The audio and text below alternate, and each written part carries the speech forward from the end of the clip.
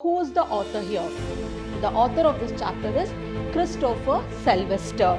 If I want to give some information, then I'll call up for an interview if at all I'm a celebrity. So this is how we know each other.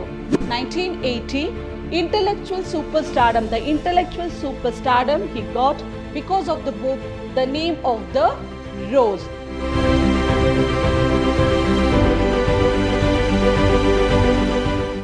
Hello everyone, a warm welcome to your Prep School English class. I'm Babita Tamaya, your Prep School English teacher. In my today's session, I'm going to discuss one of the important chapter from your Flamingo textbook named as the interview. In this interview, we have part 1 and part 2. So what is in part 1? What is interview in general? What does it do? How do people, most famous celebrities with regard to literature, being a novelist, how do they face or how do they feel about getting interviewed? That is what we are going to learn in the first part. And in the second part, we are going to analyze an interview and see if the interviewer is asking appropriate question and the interviewee is comfortable in answering those questions. And we also see how he faces the interview. So that is about the chapter, the interview. So without wasting much of our time, let's see what is there in today's session. So in today's session, we are going to discuss about the author, the background of the story and the summary of it. So who is the author here? The author of this chapter is Christopher Sylvester, and he was born in 1959 and educated in Lancing College, Sussex. And he also learned, that is, he read history at the Peterhouse, Cambridge. In 1883 to 1994, he worked for Private Eye, initially writing the New Boys column. Along with that, he is also the editor of the Penguin Book of Interviews, an anthology from 1859 to the present day, and the author of the Pimlico Companion to Parliament.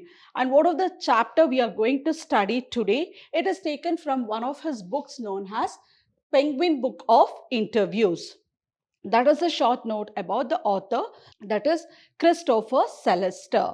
Let's move on to the story. What is interview all about? In the beginning of part 1, our author over here tells us how important the tool of interview is and the different ways of interview that looks around us. That is what we are going to study in the first part. So initially around 130 years, interview has been discovered as a mode of communication and it is being used relentlessly. So in this chapter, it has been common place in case of journalism. So what has been the common place? That for journalism, it has been a common place of for them. They'll just prepare the question and asking the question is very easy for them. For on the other side, the one who is getting interviewed, he has to face the questions whatever the journalists are asking. And he also says that it is the function, methods and merits and demerits. So whenever they ask the question, it might vary. As I told, for them, it is very easy. They frame an appropriate question and they'll just keep asking the interviewee. But one who faces it, they are finding it whether it's very comfortable for them answering the questions. They'll not just think about it, they'll just keep asking the questions. So it might have merits, demerits, everything we have when it comes to the interview. And it is one of the highest form source of truth and artistic. For whom? One who is interviewing, for them, it is the highest source, it is the highest form, it is the source and it is very artistic for them. But one who is getting, that is interviewed, we'll call them as the victims. Why? Because it's unwarranted intrusion into one's life. So whatever the question they ask, sometimes they'll be not able to answer. It might be based on their personal life or personal things, so which they are not ready to answer. And it is also not intimated to them that such questions are asked. They'll be not prepared. So who is the victim? It is the victim, the people who are getting interviewed.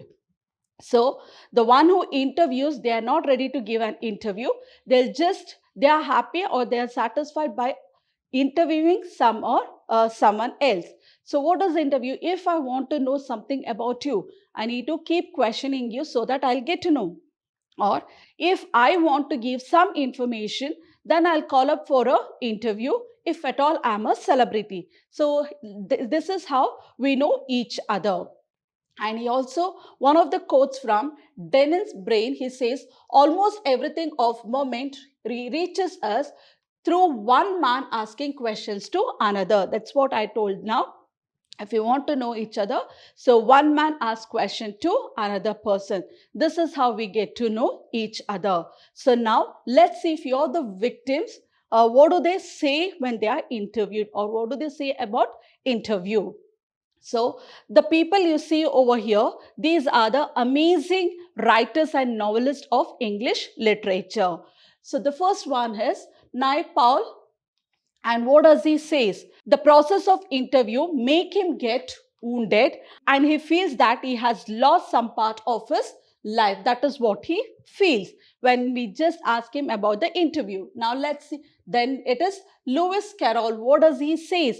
He says it is horror and he never consented to give an interview.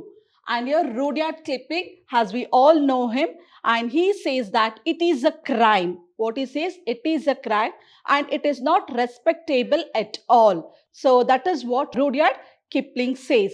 And the next famous writer we have, that is H.G. Wells. So he says it is an ordeal. That is what he says. It is like very unpleasant, prolonged, horrifying experience. That is what he says. But later on, after 40 years, this fellow, that is H.G. Wells, he ended up with interviewing one of the person known as Joseph Stalin, who says, who was not ready to give any kind of interview. They are not ready to give an interview, but they are ready to interview someone else. When he says it was horrified experience, now he himself is interviewing one of the person, that is Joseph Stalin. And next we have one more, Saul Bellow consented to be interviewed. He also consented to be interviewed. So here it is just like hypocrisy. They are ready to interview someone, but they are not ready to get interviewed about themselves by someone else. They are not ready for that. And here, and when some questions is asked, they feel like thumbprints on a windpipe sometimes. That is Bellow. He felt that. So when such question was asked, it was out to his neck, where he was not able to give an answer. And he knows very well that the audience, that the crowd is waiting for or expecting some answers from him, and it is up to his neck. So that kind of also situation we can find in the interview. Then drawbacks exist, but extremely serviceable medium and vivid impression of contemporaries are through interviews. That is said by Dennis Brain. He says that vivid impression on contemporaries are through interview. This was the line taken by, that is, Dennis Brain. And he also says that everything we know, one asking questions to another. So how we know? We know it's by one person or the other person asking questions to each other. That is how we know about each other's life, or when we go with the interview. At last, interview power and influence. So interview is like a power as well as the influence. That was about the part one. So now we'll see who is the one who is getting interviewed. Was it powerful? Was it influence? How did he face the interview? And was he satisfied, or was he capable of answering the questions what the other person was asking here? So it is about the interviewer. His Mukund Padmanabhan is an interviewer, and who is getting interviewed, and the interview is Umberto Eco. He is the interviewee. Who is the interviewer? Mukunda Padmanabhan, Hindu, and interviewee is Umberto Eco. He is from Italy. So Umberto Eco is a professor of University of Bologna, Italy, and his reputation that he has written some academic works. He was mostly into academics, so he has written some academics works, and the academic works are like ideas on semiotics, literary interpretation, medieval aesthetics, as well as he turned to fiction writing, literary fiction, academic text, essays, children's book and newspaper articles. So this is how he started. First he started writing academic books, later he started writing fiction. And do you think that these brought him famous? Because of these books he was superstardom? Not at all. So what was very superstardom for him? So in the year 1980, intellectual superstardom he got because of the book The Name of the Rose. This book made him very famous. That was the superstardom for him, which The Name of the Rose was the superstardom for him.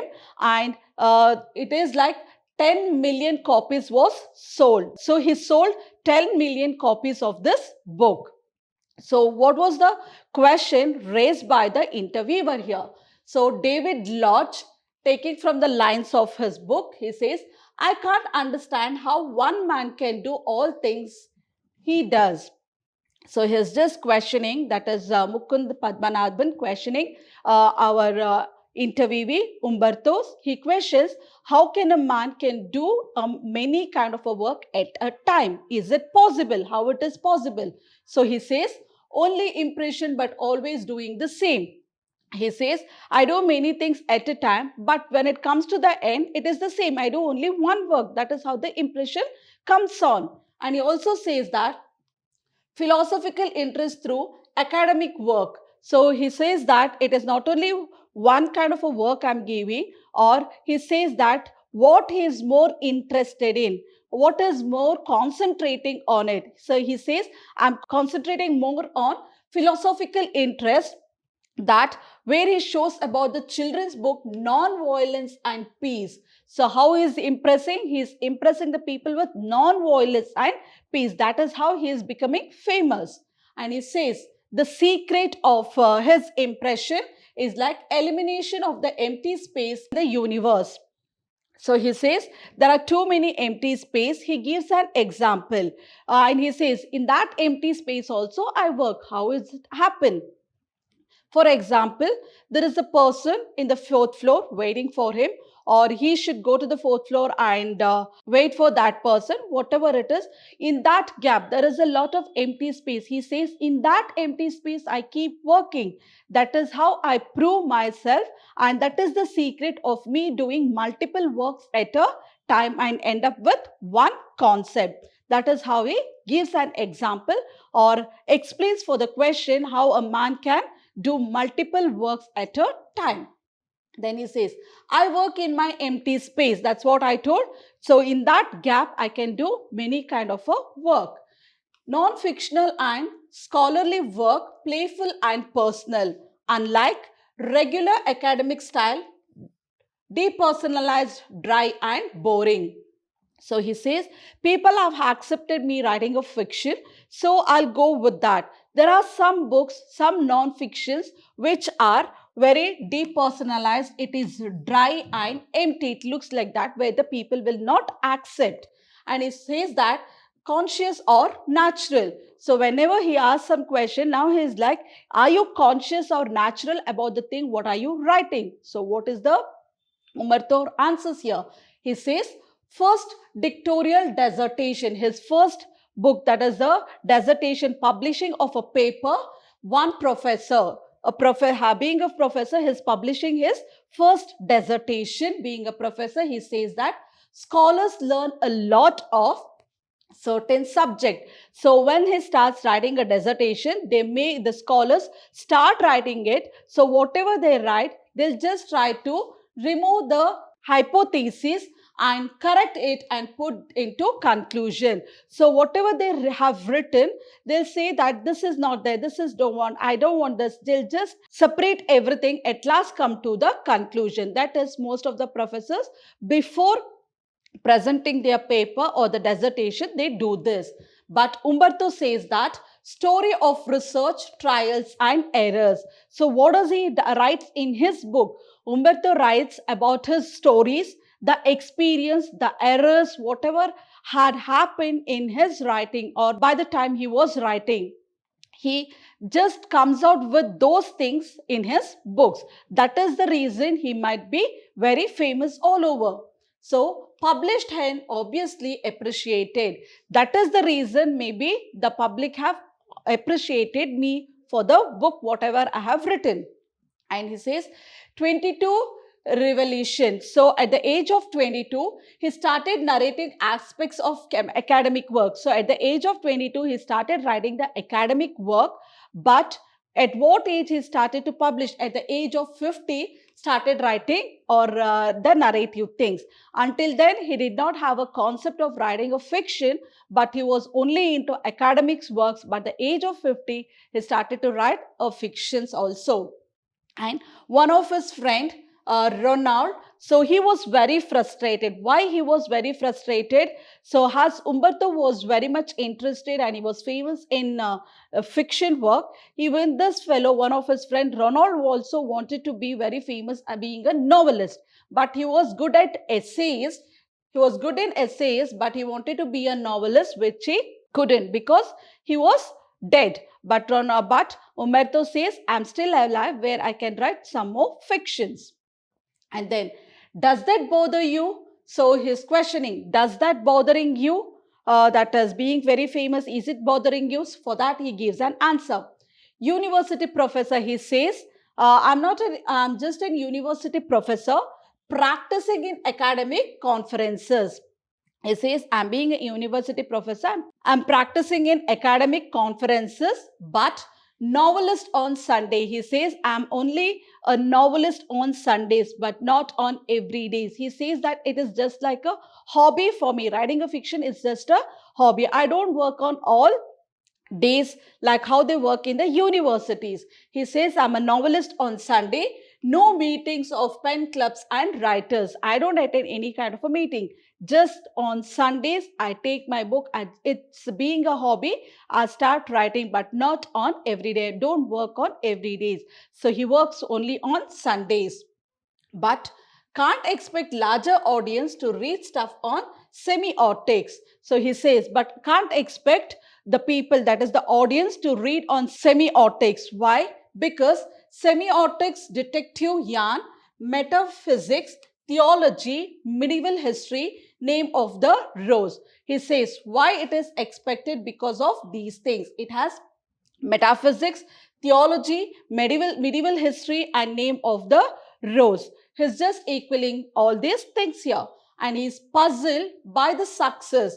Are you puzzled? So the interview, Mukund Padmanabhan is questioning, are you puzzled because of your success? For that, he gives a reply. He says, he's not puzzled, but the journalist and the publishers are puzzled here. Why? Because they think that people like trash always. So the journalist and the publisher, especially the journalist, thought that people like trash works, but not at all. People doesn't like trash works. Instead of that, difficult reading. Why it is difficult reading? If my book is finding difficult also, I can see the people buying and reading my book because he is into experiencing the errors, mistake, whatever he had experienced while deserting his presentation or the paper, that he has written in his book. Maybe if it is difficult also, there are people reading, but there are some people who have still not read. So I have to work on that. That is what he tries to say.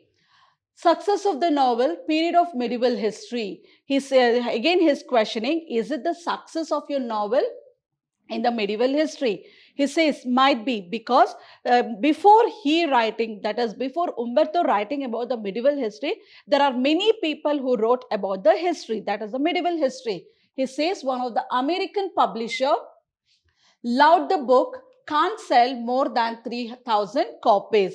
So this book was already written before Umberto. So he says an American writer who has written the book on medieval history, he says, I may not be able to sell more than 3,000 copies. In a country, no cathedral or no Latin study, so payment of the same. So in the country where there is no cathedral, no Latin study, so there are chances of me selling only 3,000 copies, not more than that. But at the end, 2 to 3 million copies in the USA. But the end, she could sell 2 to 3 million copies in the USA. That is what he says. At last, a lots of book on the same theme already. There are a lot of book in the same theme, but whatever he has written, it is somewhat different in his ways.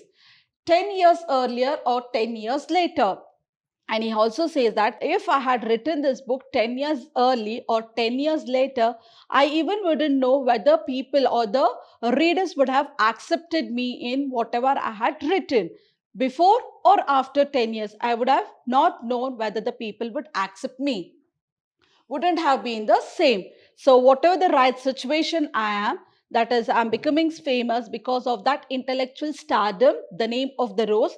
So whatever the fame I have got now, I wouldn't have got the same thing if I had written the book 10 years before or 10 years after. I don't have any idea about that. That was about the chapter, the interview. So with this, I'll end up the session. Keep learning. Have a good day. Thank you.